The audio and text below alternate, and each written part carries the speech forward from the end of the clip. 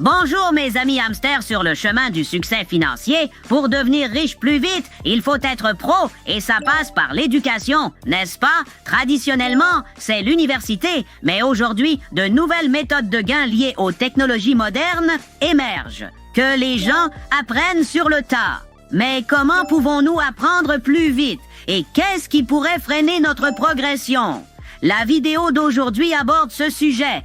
Alors, plongeons et voyons de quoi il s'agit. La plupart des gens n'ont pas de problème d'apprentissage, ils ont un problème de fierté. Ils refusent d'admettre qu'ils ignorent quelque chose et donc ne demandent pas d'aide. Pourtant, apprendre vite, c'est simple. Admettez que vous ne savez pas, trouvez quelqu'un qui sait et écoutez humblement. Vous apprendrez tout ce dont vous avez besoin tant que vous priorisez votre progrès et non votre fierté. Tellement simple mais vrai. Beaucoup se présentent comme des experts en tout, mais cette approche nuit principalement à eux-mêmes. J'aimerais également ajouter quelque chose de mon point de vue. Au-delà de reconnaître ce que vous ne savez pas, il faut aussi vous assurer que la personne qui vous enseigne est vraiment experte.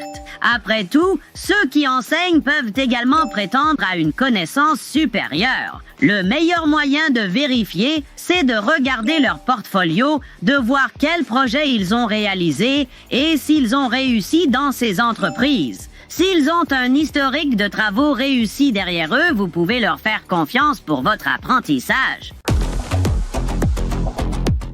Souvenez-vous, les amis, n'ayez pas peur d'admettre ce que vous ignorez et choisissez bien vos mentors. Je suis convaincu que le succès suivra. Rendez-vous dans le prochain épisode et rappelez-vous, les hamsters sont puissants, un pour tous et tous pour un.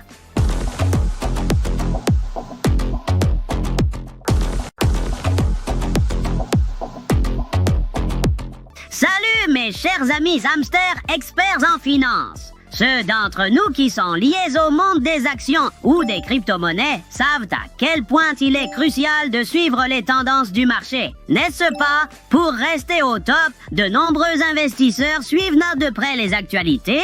Mais comment devrions-nous vraiment interpréter ces mises à jour et quel est le vrai scoop qui se cache derrière?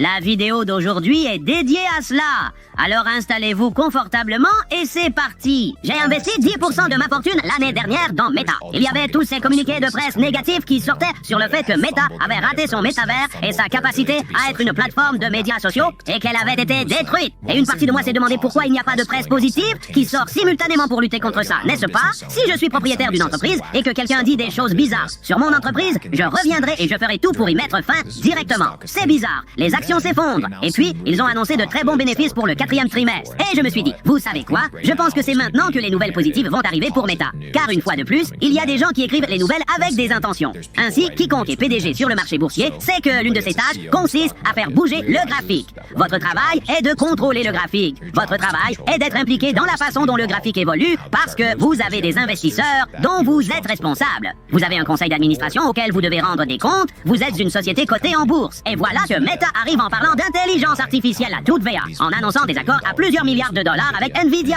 Et l'action passe d'une chute de 70% à des sommets historiques. J'ai posté un tweet où je disais, toute la mauvaise presse que vous voyez autour de Meta, ce sont les institutions qui essaient de racheter vos actions. Tout est une question de narratif. Tout est narratif. Ainsi, lorsque nous voyons des récits sur le Bitcoin est de la foutaise, le Bitcoin est une escroquerie, le Bitcoin va tomber à zéro. Qui en est l'auteur? Qui se cache derrière? Et quelle est leur intention? Qu'essaient-ils d'accomplir? Probablement de prendre mes actions. Donc je ne lis rien de tout ça. Ouais, je suis pleinement conscient, pleinement convaincu de ce que je possède. Je n'ai pas besoin d'écouter quelqu'un du New York Times.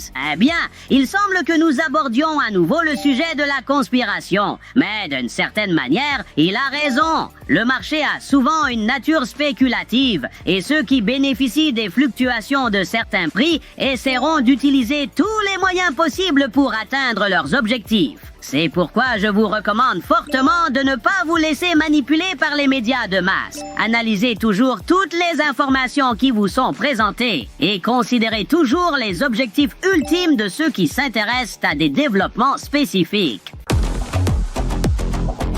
Ne manquez pas les nouveaux épisodes pour continuer à devenir plus avisé financièrement. On se retrouve, chers amis, dans la prochaine vidéo. Et souvenez-vous, les hamsters sont puissants. Un pour tous et tous pour un.